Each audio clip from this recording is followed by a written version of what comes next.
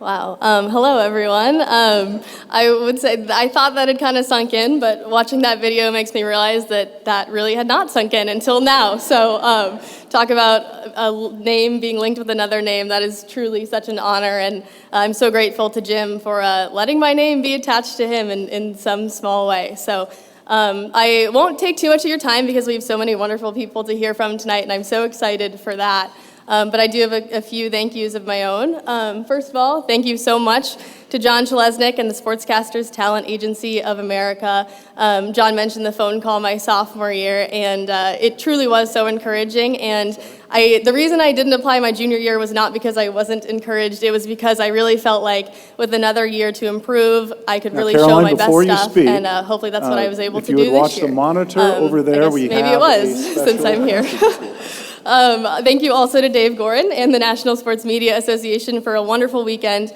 I've looked up to so many of you for so many years and watched you on television, read you, listened to you, and really to be in the same room as you tonight is truly incredible. So thank you so much for all being so gracious this weekend and for taking the time to chat with me. My next thank you is to the University of Notre Dame for the best 4 years I could have ever asked for. I'm a little bit biased, but I do think it's the best school in the country, and if you don't agree, maybe we can chat about that later. But thank you truly to everyone there, Fighting Irish Media, Notre Dame Student Media, and NBC Sports for providing me with so many opportunities throughout my 4 years in South Bend. I have a few more thank yous, but I just want to tell a quick story. I always love hearing about how people got interested in this industry, and so if you don't mind, I'd like to share mine. When I was in 5th grade, I was assigned an independent research project on the topic of my choosing, so a very broad assignment for some 11-year-olds.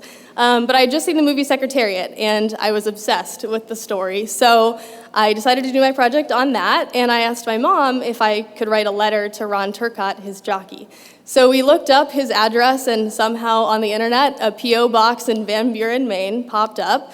So I wrote my letter. I asked him some questions about what it was like to win the Triple Crown and what it was like to have a movie about that. And I mailed it off. And my mom has since told me that she thought there was no way that he was ever going to answer. But thank you, Mom, for not telling me that at the time.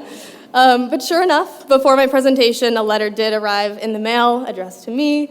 And not only had Ron Turcotte taken the time to answer all of my questions, but he had included a signed copy of his jockey card and a book recommendation. It was Bill Knack's book on Secretariat, in case I wanted to learn more. So truly, I love that story because I think it encapsulates so much of my experience to this point, which is my supportive mom, who's over there, and the rest of my family and all of my friends and the wonderful people that I have in my corner.